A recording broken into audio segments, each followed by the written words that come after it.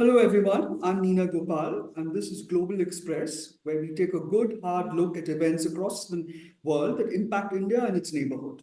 Indian Prime Minister Narendra Modi and Thai Prime Minister Srivastava at BIMSTEC, Bangkok, were looking at building a land bridge to counter China in the Straits of Malacca.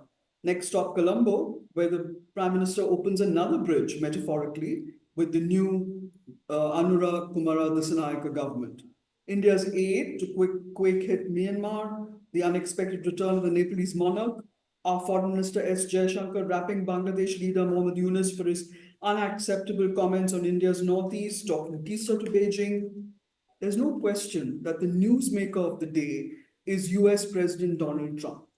He's lived up to his bombast. He's unleashed punishing tariffs on imports to the US from Europe, China, and India. He's shaken up the world, sent stock markets crashing on Wall Street, and is inviting retribution on a scale that could only end up harming America and the world's economies, driving a wedge between America and the West, making no difference between long-term allies and enemies. The signal leak has given us an insight into what the Trump administration thinks about Europe. We have a crowded house today. Talking to us are experts drawn from industry, academia, and the Foreign Service. Ambassador KP Fabian, who served in the Middle East at crucial times during the First Gulf War and was in charge of the evacuation of hundreds and thousands of Indians as Saddam Hussein overran Kuwait, is a respected voice on India's foreign policy today. Welcome, Ambassador.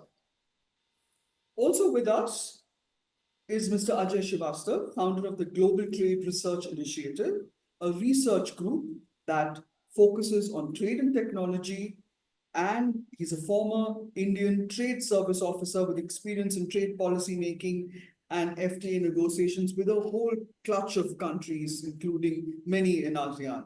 Welcome, Mr. Srivastava. And good to have you with us, Mr. Vikram Limsay. He's the founder of Helicon Consulting, describes himself as a corporate, strategist, works at the intersection of business policy and public policy, and has strong views on US dollar weaponization, so to speak, if we can even call it that.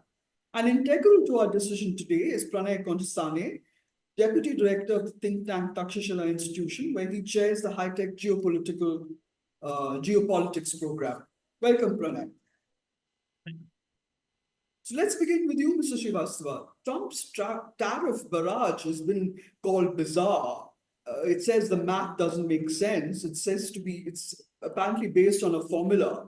Take the US good trade deficit with a country, divided by that country's exports to the US, and then turn it into a percentage figure, then cut that figure in half to produce the US reciprocal tariff with a floor of 10%. None of this makes sense to me, but obviously it makes sense to the Trump tariff war. So what set it off, Mr. Srivastava? What has Trump's economic advisor, Peter Navarro, has he got it wrong? Did they not factor in the blowback on the US? Are the economists, right to predict higher inflation, higher unemployment, lower growth? What do you have to say about this? See, initially, Nina, the talk was about reciprocal tariff, which means whatever you charge on my product, I'll charge the same on your product. Then they shifted to sectoral level. And then now they are talking about the country level. I can see why this is happening. First is they have not updated their databases. They're just talking to their hat. For example, he says US trade deficit with India exceeds $100 billion. It's less than $45 billion. Says India's Harley Davidson tariffs are 100%. They are 30% only. So we could notice these things a month back, and we were sure that their databases are not updated, and they will be going for some big hammer type of actions. Whatever they talk about reciprocal tariff, it's never going to be reciprocal. Now we calculated the difference between Indian tariffs and US tariffs at the real tariff phased, and the difference is 4.9% at the counting the real trade that's happening to the two countries. This 52% tariffs, it doesn't justify, nobody can justify it. We discussed with experts and all those things. So he's doing two things. He's imposing 52% and he's saying, I am being very generous to you. I am cutting it to half. So be happy about. But I see a great problem here. Tomorrow he says you should have been hit by 52%. I am hitting by half. And his officers may be talking to our officers. Okay, you do these things, do this favor to my companies in India, else you deserve 52%. I am being generous. So you also please listen to us. So this is a great, great uncertain factor. And now coming to your Mr. formula. Srivastava, Yes. Mr. Srivastava, but I also have to talk about the fact that the stock markets are tumbling. I mean, there's $2 trillion of market value getting wiped out. Stocks are getting affected. And it's the dollar's marked its first biggest decline in almost God knows how many years. So will this continue? And aren't they aware that they've set off something that could be also very detrimental to the US economy? So, Nina, for me, the trade war started today when China Okay. announced counter tariffs. It was not started by Trump. Now, when somebody counters with full tariffs on US, so trade war starts today. Till now, it was unilateral by action by Trump. Now, Trump side and Chinese side will try to woo the allies like World War. And for India, we should be very, very, very in speaking while our ministers speak, officials speak, industry experts speak, not to take sides of anyone. We gravitate towards US, but this is a time, we China 2 months back, what they did, they stopped supplies of some components, some machinery, and we were totally jittery. So if we take, suppose China is stopping stopping imports of US corn, and we allow corn here for making ethanol and blending with petrol, then China may not like it. It will be weakening their case, and they may get angry at us. So now we have to be very, very sensitive. Trade war starts today. So your show is the first show I'm doing after listening about these Chinese tariffs, and we should be very, very cautious.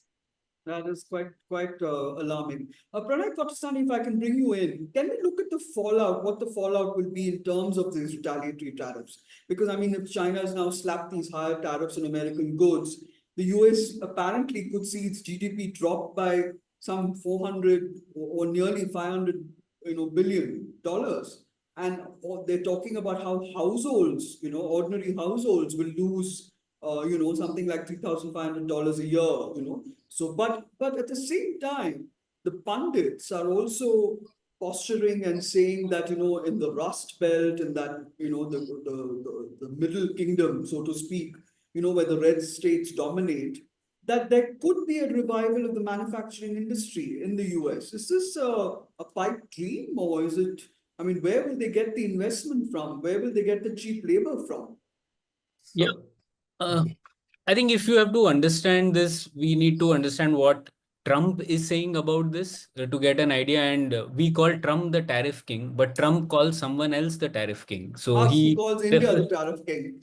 Yeah. So he calls President William McKinley as the tariff king, who was a president in 1896, as his inspiration for all his policies, right? So just going by what his logic is, he doesn't refer to the Smoot-Hawley tariff acts, which actually led to the Great Depression, etc., coming in. So when he's talking about tariffs, he's referring to William McKinley, and at that point of time, the primary goal for raising tariffs was one, as is the case today, to spur domestic production by reducing imports. That was one of the reasons why tariffs were increased at that time. The second goal was to protect domestic law and order, because at that point of time, there was a perception that if you don't have jobs in the US, there will be anarchy, and that will hurt the US. And the third reason why actually they wanted to increase tariffs at that point of time was because counterintuitively, the government had too much surplus and they wanted to reduce it, which is very different in today's case. So now if you see those three reasons, those are the things that Trump wants to apply today. And as you rightly said, the results might be very different because the global economic order has changed since the 1896 tariffs, right? Now we don't longer have national industries, but we have global supply chains. A lot of US companies will be importing intermediate goods from other countries. So there will be inflation. Inflation will be there not just for the end consumers, but also the producers in the US. So it is going to be hurting them a lot. And that's the biggest fallout for the US. If you look at globally, I mean, Indian tariffs compared to the other Asian countries, they are reasonably okay because Vietnam has a higher tariff, China has a higher tariff. So in that sense, we'll have to just observe how this goes. What it introduces is uncertainty, like Mr. Srivastava said. So there will be a lot of concern that companies will have before making major investment decisions. So, the fear that we had about recession sort of accelerates a lot more now. Yeah, that's very interesting. If I can bring you in, Mr. Limsay, why do you think Trump started this tariff war? Because it looks as if Trump believes that US consumers will actually buy more American goods if imports are more expensive. I mean, there's already a rush to buy cars because China's import duties, once they kick in, affordable, and they are right now the most popular cars across the planet. And America doesn't have a robust car manufacturing industry as yet. I mean, I couldn't actually look at the actual numbers, but is China the primary target of this tariff war? Because, and will it affect China at all? Because it's already in a very dominant position in the world. It seems to be the leading economy, far ahead of, the US and Europe. So China's retaliated today. So in terms of counter tariffs, but how will it impact the US and even, US companies like Nvidia and Apple now? Yeah, it's interesting you asked this question, Nina. I've written about it extensively, and I've also talked about it. See, listen, this at the end of the day, which are the two biggest components or commodities which are being exported around the world today? US exports inflation, and China exports capacity. These are the two things which are the largest. That's Well put. yeah, Well the fight, put. yeah, the fight is between exporting inflation and exporting capacity. That's the major fight. It is, one is a global buyer, one is a global seller, and there's a lot of friction out there, and that's what is happening. Now, what has happened is in the process of exporting inflation, the dollar essentially has devalued. You keep increasing the value of the currency, but then you devalue. So let's not forget that the United States has had a hegemony on the control of the global reserve currency, which is the dollar. So jury's still out whether they've kind of responsibly harnessed that responsibility or not. They've used it in various manners. So now they're kind of taking a stick of the currency and they're taking a stick of the tariffs and beating all over the place. Yes, the much touted reason behind doing this is to shift global manufacturing into America, or much of their manufacturing into America, because hey, the fight is between the guy who's got capacity to manufacture. So how do you counter that? Get the manufacture back into your own country. Now, unfortunately, Nina, what happens, to me at least, and I'm very clear about it, tariff has got it's a unidimensional way of looking at kind of insourcing or home shoring manufacturing. Tariffs is just one component in global trade. There are so many other things which go into making investments into manufacturing. See, today the money value is, the dollar value is such that they're used to having cheap holidays abroad. Now let's look at goods and services. He's putting tariffs on goods. Now, do you know what is the biggest import in services? Services is also a big economy for them. The biggest import of services from the US side is a public holiday and people traveling outside. If you categorize their services import, personal international travel is their biggest import at the end of the day. Yeah, like foreign exchange, export of financial services is their biggest services export. Personal travel is their biggest import. Now, is he going to put tariff on that? Because at the end of the day, the dollar is going to, at the end of the day, the dollar is an overvalued currency. And with that kind of currency, it's great to have a cheap holiday all over the world. But to manufacture even a bottle cap, it's going to be very, very expensive. So I don't think it's tariff that they should be looking at. It's kind of a red herring to me. They should be more looking at devaluing or tweaking the dollar. But tweaking the dollar is very difficult because We'll get back to tweaking the dollar in a minute. I just want to bring in Ambassador Fabian because you have seen this whole juggling that goes on between allies who push for a better trade and economic relations as well as a strategic alliance.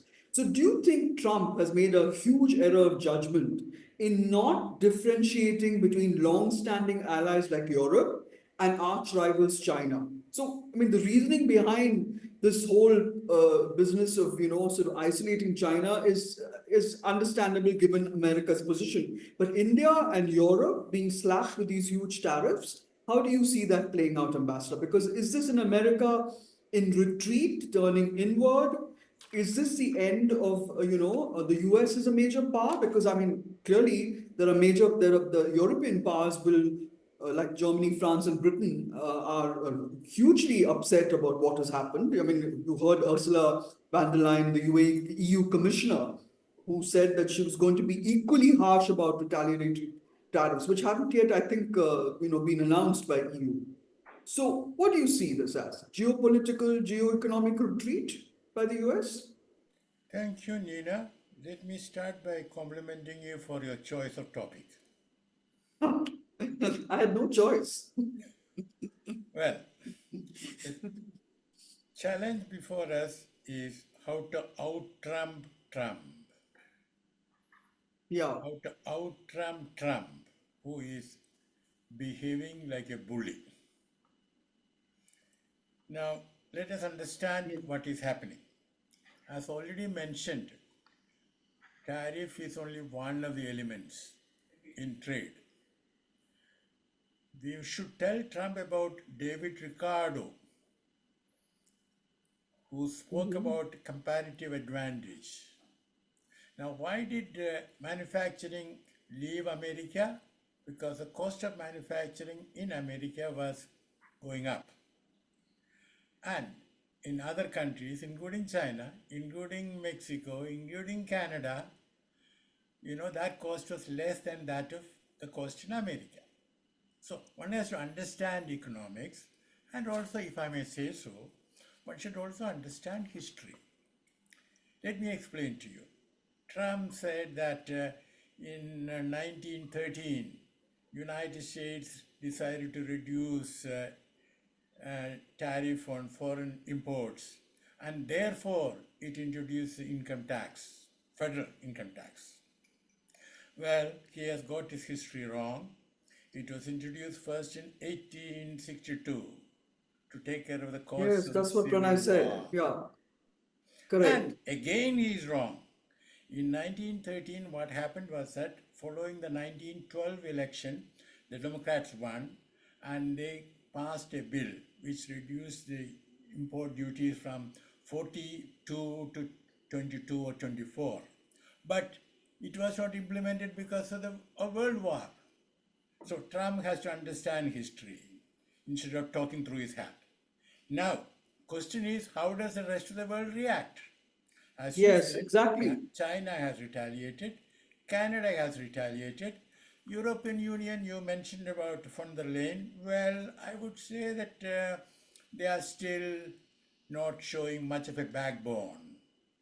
They don't want to retaliate, they want to talk. And what is the danger in talking? Because if you start talking without retaliation, that means you start with the tariff point which Trump has announced, and then you have to talk it down. You follow? So you start with an advantage Trump. And as you mentioned, the stock market has fallen, and prices in America will go up. So that is why I said he is sleepwalking. We have to wake him up. And the only way to wake him up for the rest of the world to unite and take action in a coordinated fashion. And already some Republicans have started the revolt, as you know, in the Senate. 3 or 4 of them, voted for a resolution which says that Congress should have a say in such matters. Now, Okay, that's last point interesting. about India. India was under the wrong impression that because of the personal chemistry and because we have started talks about a bilateral trade agreement, which quite often the media wrongly referred to as FTA, free trade agreement. No, it is a Yes, bilateral I kept doing BTA, that too. nothing It's a free trade. bilateral trade Yeah. agreement. These will not apply to us. I had always thought that was a wrong reading. Trump is in a mood, he's not going to spare anyone. And he thinks that people will come to him begging, let us talk, let us talk. As his Treasury Secretary said, no, it is very important that other nations come to us talking. But let's see what happens. I doubt whether everybody will go to Trump and say, let Yeah. us talk. That's true. Mr. Srivastava, I can come back to you. Could you explain to us what kind of battering? I mean, you've talked to us about how these numbers don't add up, and none of the tariffs on. But India has made a few concessions already in its budget, and with these talks in this bilateral trade agreement, they're saying that the technical negotiations will start very soon. So didn't we cut tariffs already on Harley Davidsons and US made cars? I mean, we've also held out the promise, not on the record, but off the record and on the sidelines that India will import enough US oil and gas and fuel, which will make the US India's biggest source of oil, and that it could come up to, $3 billion. So, and then the other issue is about the MSMEs. I mean, will they take a big hit if something like this happens to us? If the car industry manufacturers, the spare part manufacturing gets hit? I mean, and I would like an explanation of why medicines, pharmaceuticals, agriculture, dairy have all been exempted. Is this a temporary thing, or are we going to get, gut punched later? Most of the export import is between private parties of the two countries. If government says you buy more from US and less from China, government is no one to say this. Private parties where from they feel they get better price at the same quality, they will buy from there. And US is not into industrial products. It's absent from most of the industrial product categories. It is into very high tech like semiconductors or aircraft, but from textiles, from engineering, from leather, from chemicals, it's nearly absent. That's where China fills in. So anyone saying that will buy more oil, why I buy more oil? Of course, if they can match the best price, I can think about buying. Otherwise, it will be billions of dollars of loss. Our oil bill is so heavy. So I think we should not even suggest these things in the public fora. Privately, we can see what's going to happen. So rhetoric, we are using it as a rhetoric, senior ministers and all those things. I think we should avoid doing such things. But did we actually reach out to America, like unlike other countries, on this bilateral trade agreement? Have we set some kind of, are we backing down at all? Nina, nobody knows this. All we know is that when Honorable Prime Minister visited the US on Feb 13th, then both of them, they made a statement that both the countries will be doing an FTA. We call it BTA here, but they will be essentially doing an FTA, and they'll be using that FTA to take the partnership to $500 billion and all those things. So it was, FTA is always a bilateral two-party thing. It's not that even if I'm proposing, other party has to accept, then only both can negotiate. So it's a mutual decision, I think. Okay. Pranay, if I can bring you back in, did you think India saw this coming at all? Because, I mean, they did the bilateral trade agreement, which they talked about, has actually been they've been in conversations for quite some time. I mean, Piyush was in Washington. Their officials have come to India. And will India, you think, slash tariffs? How do you see it coming to placate the US sort of? And will there be some kind of exemption given to the service industry? They've already not touched the farmers and the agriculture and the dairy. So, but he did make very harsh remarks, Trump. I mean, he's, as Srivastava said, about charging us 52%. He's got the math wrong. But when Trump became president for the first time, India, under the first Modi government, did feel it was on a stronger wicket. That was the time we imposed tariffs. Am I correct? Yeah, so I mean, Indian tariffs have been rising over the last few years, but that's not specific to the US. It is generally because there was this idea that there will be a production linked incentive coupled with the phase manufacturing program under which you will increase tariffs and hopefully you will bring production back home. So it was not specific to any country as such, right? Right now, what US is doing tariff specific to country based on their trade relationship with the other country. So that's the difference. But let me come to your central question. See, the one thing why these tariffs are happening is because no one in the world has a good answer to what Vikram called Chinese overcapacity, right? China is exporting overcapacity and everyone's searching for options. And one of the options that people are trying to use is tariffs. Now, tariffs, again, it won't work because things will go to via third countries.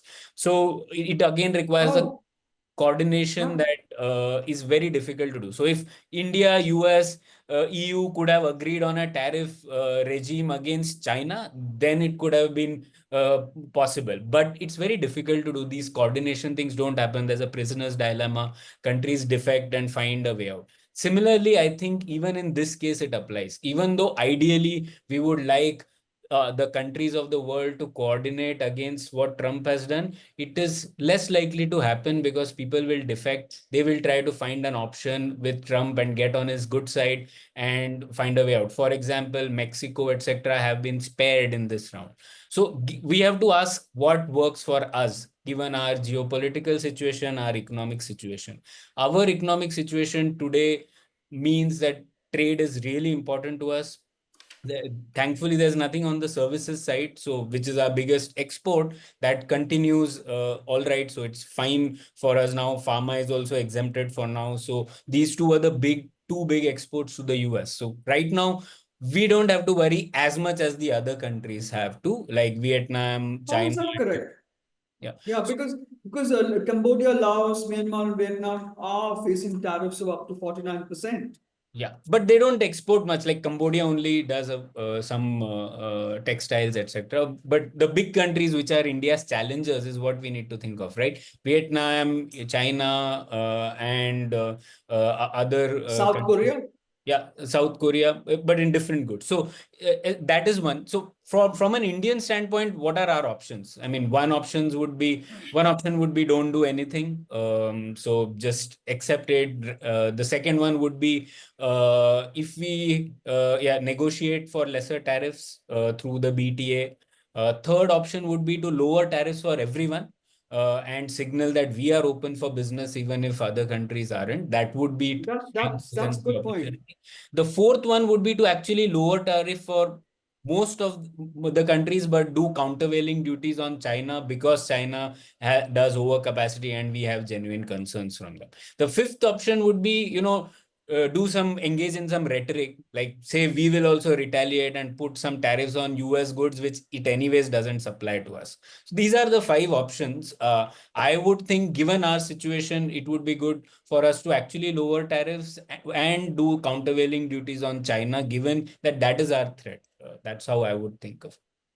No, that's very beautifully put. Mr. Limsay, if I can come to you now, I mean, do you think that, Trump has been appealing just to his MAGA audience, but it's also, the fact is that, the China, as you said, may have overcapacity. How is America going to manage the China threat? What is it going to do? Is it going to build up India, for example, as a, manufacturing hub?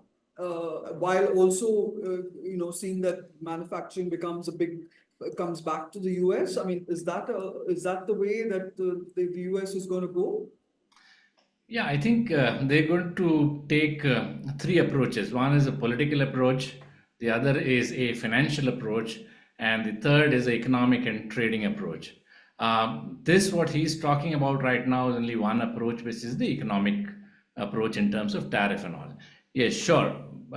political approach is going to happen. But unfortunately for the world, the whole world is now moved away from a block system to bilaterals. Everybody is talking country to country. Even EU, India, if you see for 10 or 12 years, we've not been able to do a FTA with them because it's not us, it's they can't get their act together. But we have our own relationships with France, we've got our own relationships with Germany and everybody. We even have one-on-one relationships with everybody in Global South, in Africa, even the South Pacific Islands. So politically, he's honestly, kind of on a weak wicket to get into this block arrangement. That's one. On the financial side, that's where he will have to do a lot, where unfortunately, the dollar has played havoc with their own country, and it's not Trump's doing. Quite honestly, Trump is actually trying to correct stuff. I mean, everybody is taking a stick right now and beating and trying to beat Trump. But quite honestly, Yeah. he's working hard at trying to sort out the mess that his country is in. So So, he's Vikram, trying to do that. are you talking about the fact that he wants dollar reserves in all our countries to be reduced so that they no longer and they replaced slowly by cryptocurrency, which is what he's now talking about? No. Dollar reserves all over what dollar reserves in every country means what? Treasury bonds. Okay, now Yes. actually, so every country is actually, if you look at the BRICS plus Indonesia data of the last 20 years or last 5 to 7 years, there's a big run on people selling off, or these countries trying to reduce treasury bonds. Essentially, what is treasury bonds, Nina? And I call it treasury bonds is basically US inefficiency. Past governments, the United States, have very smartly colluded and tried to position their own inefficiency as something called as a treasury bond and tried to palm it off to other people. So essentially, everybody's bought US efficiency. They've not bought US debt. What is US debt? US debt is basically them telling the Fed to print more and more and create debt, and then that debt they take and kind of go all over the world and saying that, hey, this is US debt, so you should buy it. It's as if I'm in debt right now and I come to you, Nina, and say that, my debt, why don't you buy it?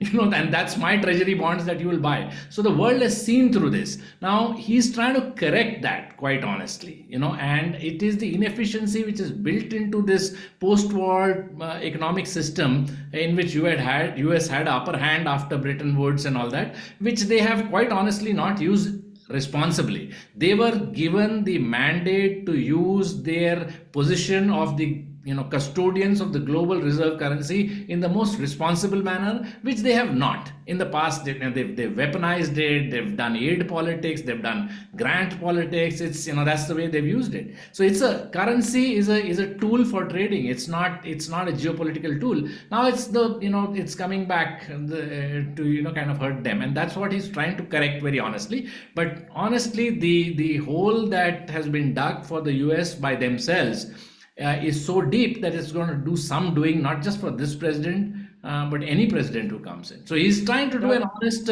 job towards his own polity and his own constituency, and he's got all his rights to do that. So that's But the first unfortunately- time anyone's saying nice things about him in the last couple of months since he took office. Yeah. But if I can come to you, Ambassador Fabian, I mean, there's always been this connection, we say, between the trade and economy and, like I said, geopolitics and geo-governance and all of that. But, the India of the 90s, I was listening to a couple of, programs where they talked about how Narasimha Rao and Manmohan Singh set the ball rolling on economic reform. And this is the moment for India right now, for India to do the same thing all over again. We had a look east policy, and then we have a new look west policy. Is it time we brought these three, all look west, look east all together and basically, start this whole economic reform process where we have a new, our manufacturing industry is slowing down. And do we actually have the chops to recreate that buzz which was there in the 90s Thank you. politically? Before I answer that question, I want to make one point which has been left out. Sure. You remember the table which Trump was showing off? in his speech, Yes. was showing off a table. Yes. Okay. Yeah. Have you heard of Heard and McDonald Islands? No. Okay. Now there are penguins and other seabirds there. Oh, but, yes, this is the uninhabited island. Trump has imposed import duty on them, on penguins and Yes. seabirds. Now, then there is a Correct. Norfolk Island. They have never exported anything to America. Trump has again imposed duty on them. Let me make the point. That table has been made by AI of inferior quality without the supervision of HI, human intelligence. Okay? So that is point number one. So I repeat, Trump is somnambulating and he has to be woken up. Now coming to your question, what should India do? Well, India tried to give concessions with alacrity. It hasn't worked, and I never expected it to work. A previous speaker said that we should not speak about even buying more American oil. Well, facts are we have been buying American oil at a price which is not commercially correct, but which is politically correct. Uh-huh. It has been happening. And we have told America we will do more of it. Okay. Now, coming to your question, we have to think hard. And I suppose we also have to recognize in this whole, what shall I say, tragic comedy which is before us, India is a minor player. Our share in world export trade is what, 1.8%? Oh. Of course, in services we are better, more than 4%. In fact, Trump has got it wrong, his arithmetic. He speaks of $1.2 trillion of deficit, correct? Well, he should be told, please in good services, where America is doing well, and I hope I am not scandalizing anyone, include the arms exports. Have a Correct. holistic figure. And the last point, the advantage which America gets from being the central bank of the earth. So if we consider all this, America is not doing badly at all. Yeah, that's what a lot of people are saying. Mr. Srivastava, if I can come to you, could the US move push India into other trading blocs? Is this what India is attempting to do by attending BIMSTEC? Because Indian markets, even after these tariffs, have not really been touched by it. They bounced back. So, I mean, has India, dodged a bullet, or do we actually have a plan? Because, if we by lowering tariffs on these US goods, including almonds, we've actually increased their customs revenue, haven't we? So, and we were still hit with tariffs, notwithstanding all that, but will this move by Trump push India into building bridges, let's say, with other countries, like countries in pushing them now further into the arms of the EU, for example? At the trade level, free trade agreements, India is very ambitious on them. And now we have more than 20 free trade agreements. And agreement with the UK and Oman, they are almost at the final stages. With EU, it's midway. But when EU president came to New Delhi last month, she says she would love to see this completed this year, 2025. And so India was pursuing it in a very ambitious, fast track way. But I think Trump has provided additional sense of urgency towards everyone. India was taking it with urgency, but many other countries like European Union, what happens is that they want to do it, but they are very inflexible on many things. They don't want to compromise on many things.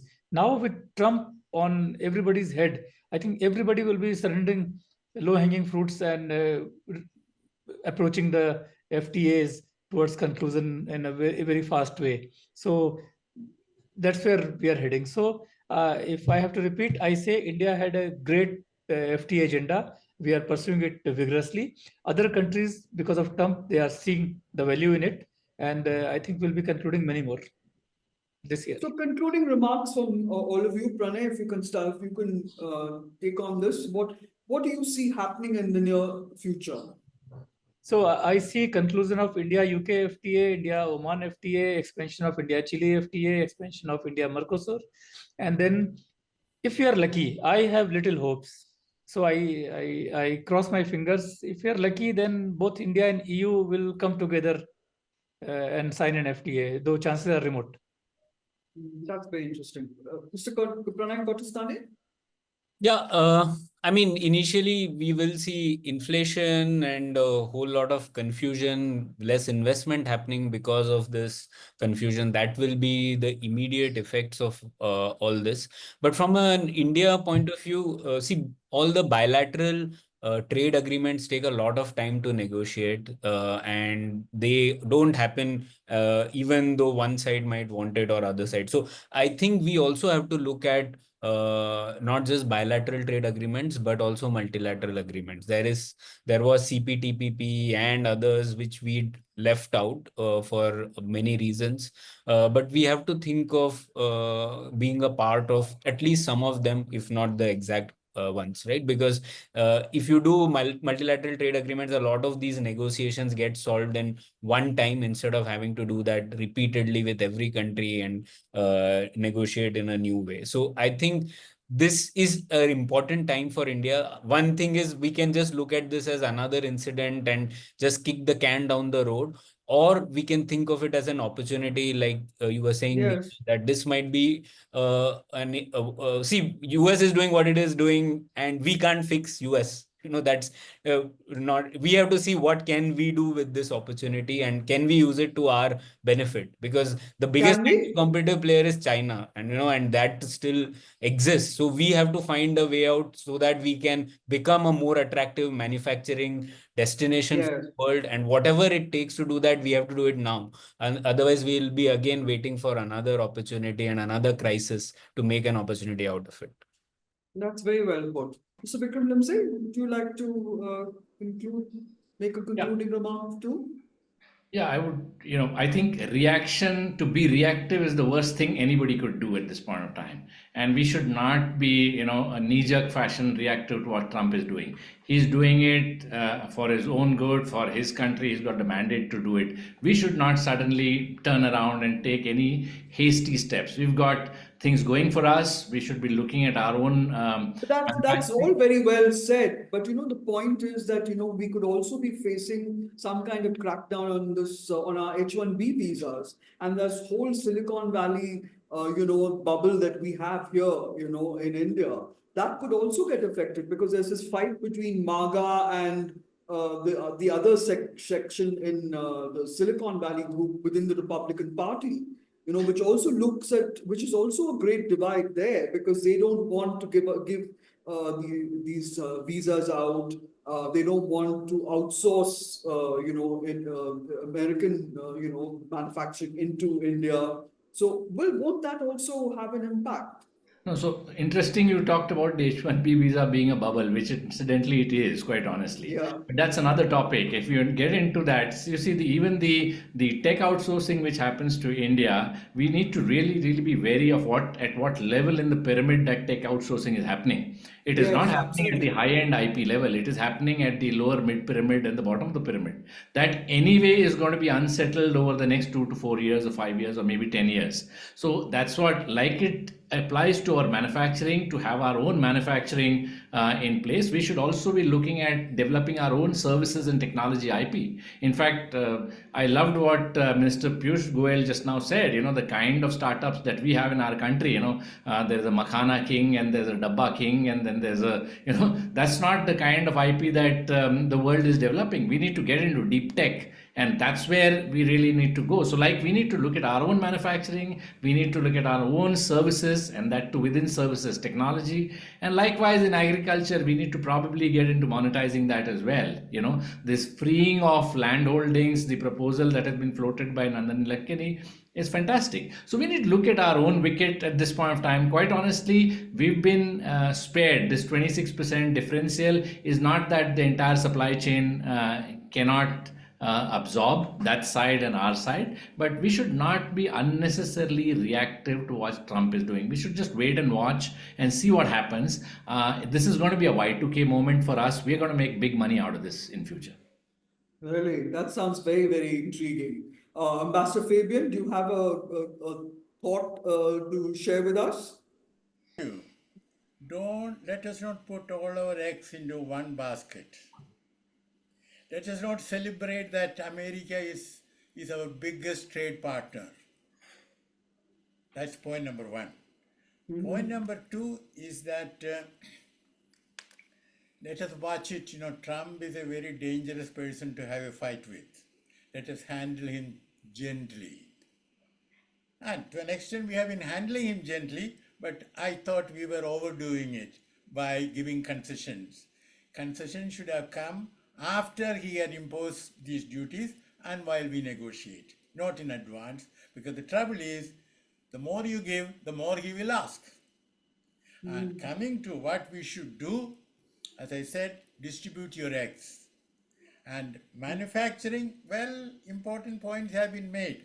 But once again, I would say what is important is your situation, if you calculate in a holistic way, goods, services, both are to be included.